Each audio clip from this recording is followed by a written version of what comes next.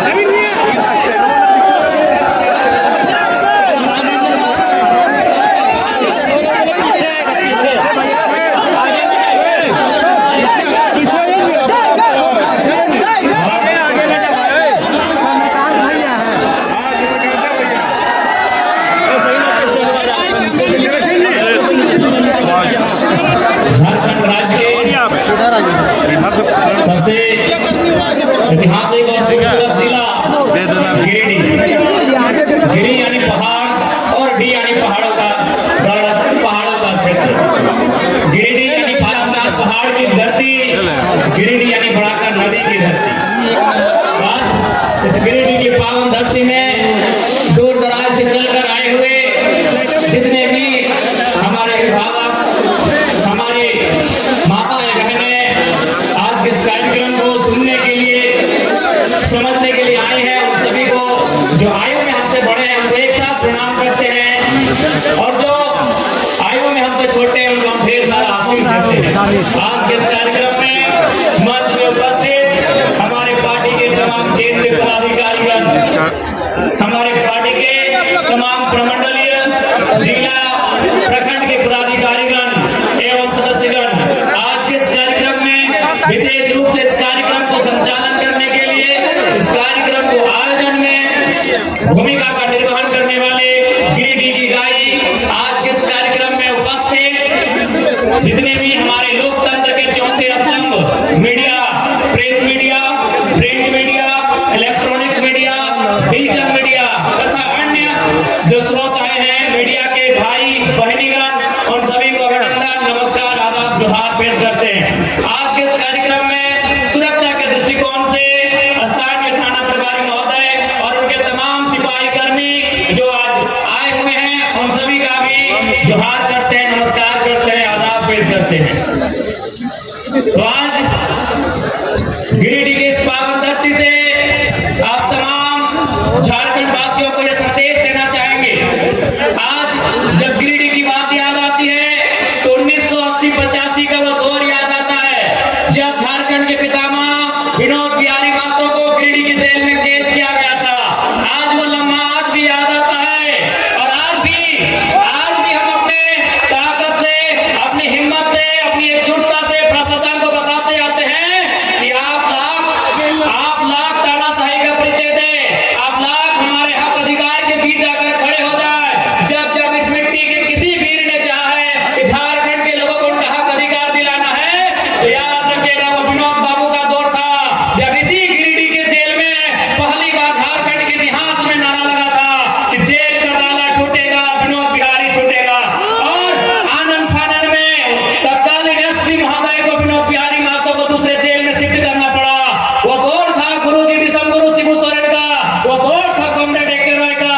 यानी असंख्य बलिदान, असंख्य संघर्ष के बाद हमारे पूर्वजों ने, हमारे वीरों ने इस राज्य को अलग किया। लेकिन आज 24 साल के बाद हम एक बार रुक जाते हैं, एक बार हम अपने आप को रोकते हैं और गांव की पगडंडियों में, खेत खलिहानों में, फैक्ट्री में काम कर रहे मजदूरों के बीच जाकर, फुटबॉल के मैदान में फुटबॉल खेल रहे बच्चों के बीच जाकर, चाय की गुमटी में बैठकर, पान की दुकान में बैठकर आज अगर एक बार चर्चा करके देखिए कि झारखंड अलग राज्य करने का मकसद पूरा हुआ है या नहीं। एक बार हम रुककर अपने आप को थाम कर बस एक सवाल करें कि झारखंड अलग राज्य करने का जो उद्देश्य था वो उद्देश्य पूरा हुआ है कि नहीं हुआ है। आज इस भीड़ से उत्तर जानना चाहते हैं, क्या अलग झारखंड राज्य करने का जो उद्देश्य था वो पूरा हुआ है? हाँ या ना? हाँ या ना? आज हर एक गांव की गली से, खेत के चौपाल से यही आवाज आती है, खेतों की पगडंडियों से, गांव के चौपाल से कि झारखंड राज्य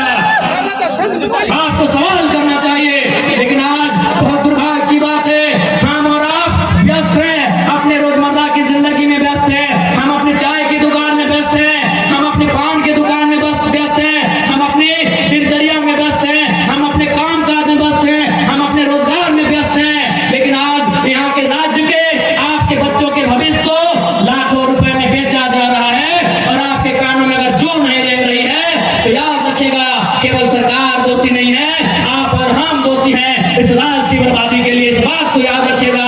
और यदि आप आज याद नहीं रखते हैं, आज यदि आप में राजनीतिक शुचिता का संचार नहीं होता है, यदि आज आप में राजनीतिक चेतना जागृत नहीं होती है, तो आने वाली पीढ़ी आपसे सवाल करेगी, आपकी आने वाली पीढ़ी आपसे सवाल करेगी कि आपने क्यों सवाल नहीं किया। जिन लोगों को आपने सत्ता दिया था, उन लोगों से सवाल क्यों नहीं किया। कौन जिम्मेवार होगा? सीजीएल की परीक्षा में धांधली का जिम्मेवार कौन होगा? पारा टीचर की जो समस्या है उसका जिम्मेवार कौन होगा? आंगनबाड़ी की सेविका धरने पर बैठी है, उनका जिम्मेवार कौन होगा? पूरे राज्य में लोग धरने पर बैठे हैं। आज ये सवाल उठता है कि अगर पूरे राज्य में लोग धरने पर बैठे हैं, तो इस राज्य में खुशहाल कौन लोग हैं? ये भी हमारे सोचने का सवाल है। और विशेषकर नौजवान साथी आपको बताना चाहेंगे, कभी भी आपका ध्यान उस ओर नहीं गया है। आपका ध्यान कभी उस ओर नहीं गया है। हमारा ध्यान नौकरियों की ओर जाता है। एक बहाली में अगर मान के चलिए जेपीएससी की बहाली आती है, 250 सीट होता है, 350 सीट होता है, 350 सीट होता है। लेकिन आपको मालूम है इस राज्य में इनकम का जगह कहाँ है? आपको अभी तक मालूम नहीं है, क्योंकि हमारा माइंड उतना डेवलपमेंट ही नहीं है, हमारे सोचने की शक्ति वहां तक गई ही नहीं है। अरे नौकरी वन टाइम अगर जेपीएससी निकालती है तो 250 सीट ज्यादा नहीं रहता है। लेकिन आपको मालूम है आपके गांव में, आपके पंचायत में, आपके प्रखंड में, आपके जिला में जो भी सरकारी मकान है, जो भी सरकारी भवन है, वहां केवल 2-4 अधिकारी सरकारी होते हैं। बाकी एजेंसियों को ठेका दिया जाता है, बाकी कॉन्ट्रेक्चुअल लेवल पे आधार पे होता है, बाकी टेंडरशिप के आधार पे होता है। आप जो पंचायत भवन देख रहे हैं, उस पंचायत भवन में एजेंसी को दिया जाता है, बल्ब लगाने का जिम्मा एजेंसी को दिया जाता है, उसमें इलेक्ट्रीशियन से लेकर फिटिंग हर एक काम एजेंसी को दिया जाता है। तो सोच के देखिए झारखंड में कितना एजेंसी काम कर रहा है। अरे नहीं करने से भी 30,000 35,000 एजेंसी झारखंड में काम कर रही है। छोटी बड़ी सब मिला के 30,000 से 35,000 एजेंसियां काम कर रही है। एक एजेंसी का टेंडर करोड़ों में होता है। आप उन एजेंसियों का लिस्ट निकालिएगा, 1% झारखंड के लोग नहीं है। आप केवल नौकरी देखते हैं कि बहाली कै गो निकल रहा है पुलिस का। आप इतने इस भीड़ में कै गो कॉन्ट्रैक्टर हैं, इस भीड़ में कै गो एजेंसी के ओनर हैं।